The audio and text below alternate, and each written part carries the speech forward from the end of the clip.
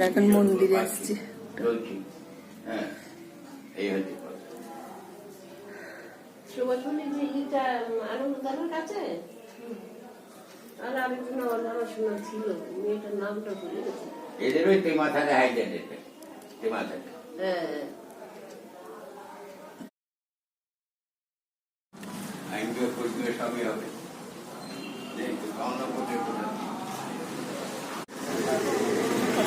রেশনে আজকে কমই আছে লোকজন। বাবা ভাবছিলাম কত ভিড় হবে। বাজার টাকা বন্ধ, তো ফাঁকা রাস্তাগুলো।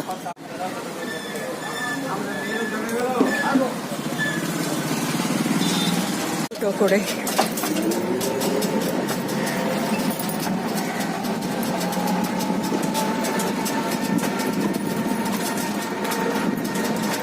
বুড়োটা দেখে ইয়ে করছে, বুড়োটা দেখি সজনে ডাঁটা কাটছে।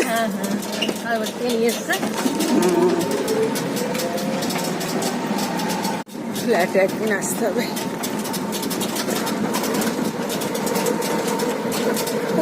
ফ্ল্যাট